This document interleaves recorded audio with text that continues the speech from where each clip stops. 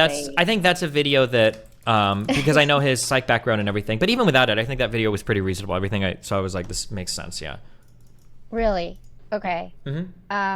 I think considering what you said, and like knowing more about Jordan Peterson's content and some of his own like personal biases, I'm surprised that you're actually willing to take it so, I guess, face value in a way. I think Peterson, when he's talking politics, he's just a fucking moron. But I think Jordan Peterson probably has some of the best stuff to say and advice relating to women that I think I'd ever heard somebody say online, like pre 2019.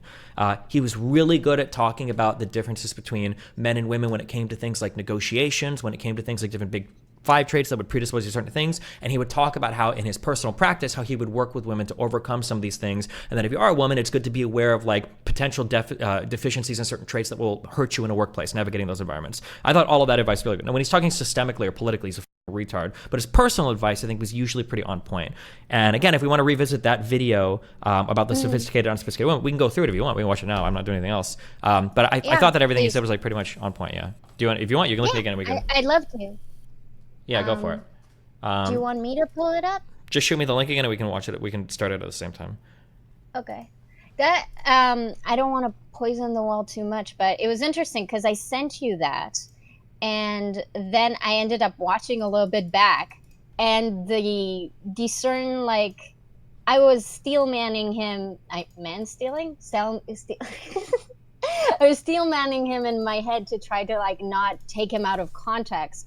And then I watched back, and it turns out that the biases that I had were completely correct. And like I still manned him, even though he was making the implications I was worried that he was making anyway. So I just thought it was funny that I decided to take him at face value. And he's very good at asking you to take him at face value and then like inserting a bunch of shit in there. Okay. But, yeah.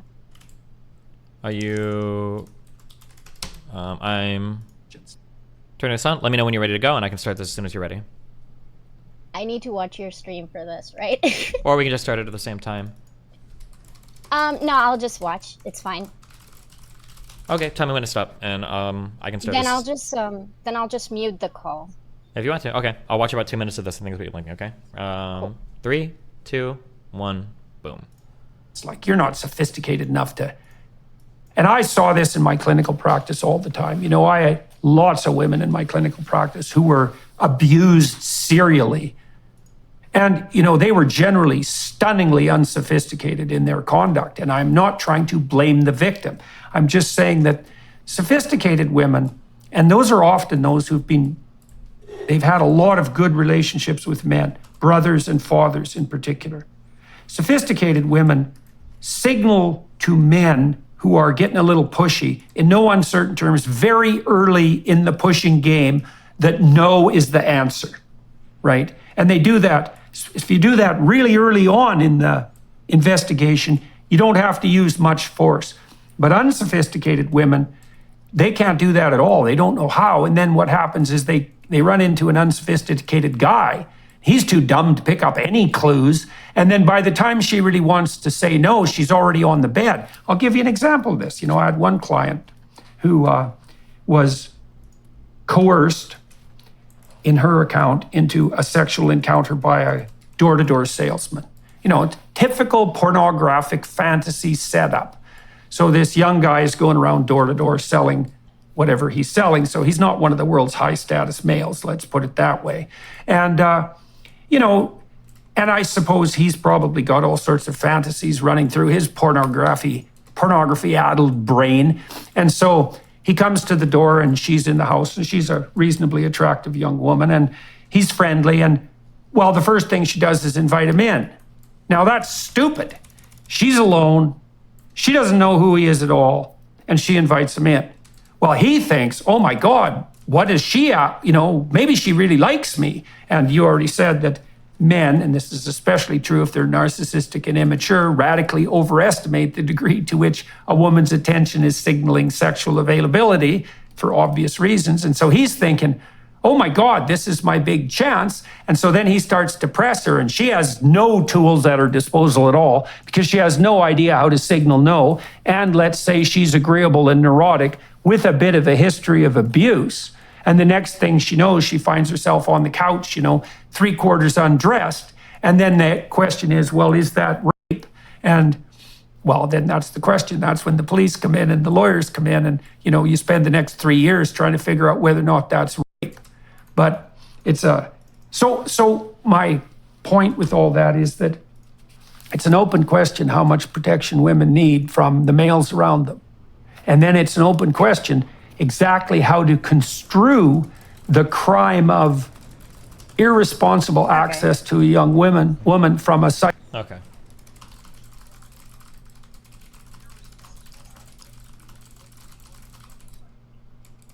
Yeah, now it just connects to his point that like making rape as a property crime is better than having rape be a crime against a woman. Wait. If you're going to summarize it like that, I need to listen to what he actually said. Hold on. Sure, go back. It's One literally what he said. Wait, go back? You think he already said that? He did say that. I can give you the exact timestamp. That was like the... Well, to be fair to Jordan Peterson, he said, we should consider that there were a lot of advantages at making rape. Sorry, I'm being condescending, but yeah, he did say that. Wait, he hasn't said that in this yet. I need to listen more, right? For him to say that. You need to go back. He's making the point for it. Wait, so I listened to him say that? No. Okay.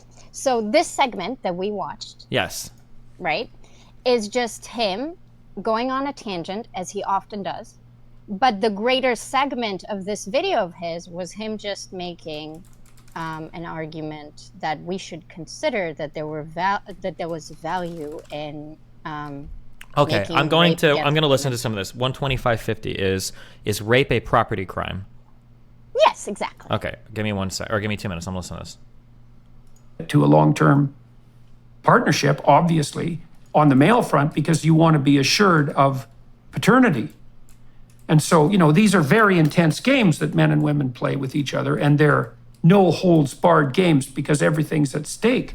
But again, it devolves down to this issue of being able to say no, even under intense temptation and provocation.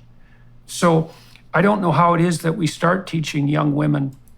Well, we can just start by not lying to them about absolutely everything, which is what we do now. But I don't know how it is that young women can be taught that the most potent weapon they have is their ability to say no, and that's actually a weapon of formidable force, and that it does nothing but confer status upon them. And the fact that you said already that what you see is that it's the obviously high status, high desirable women who are figuring this out first is an indication of that, because obviously they're the ones that are going to be able to wield that power in the most effective possible manner. But that doesn't mean that it's not useful for women farther down the hierarchy. And you also said something about women are enjoined to believe they have to be sexually accessible to make themselves successful on the dating market, but I don't believe that's true at all. I think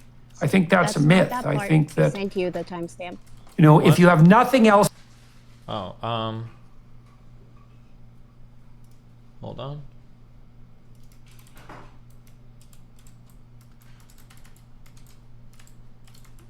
Okay, let me listen 1 second. Well, here's something else that's worth pondering. You talked about one of the advantages of the sexual revolution was the transformation of the idea that rape was a property crime, let's say, into a crime against the woman herself. And I would say, look, I have plenty of sympathy for that perspective. And I think it's fundamentally true. But I'm going to push back because, all this is all very complicated. It isn't obvious to me that offers women enough defense. And so the counter argument might be if untrammeled sexual access to a young woman is a crime, in order for that to be recognized as a crime properly, it has to be viewed as something that will bring the males on her side to her defense in principle. Now, maybe not, right? Because you could say, well, maybe we could set up a society where merely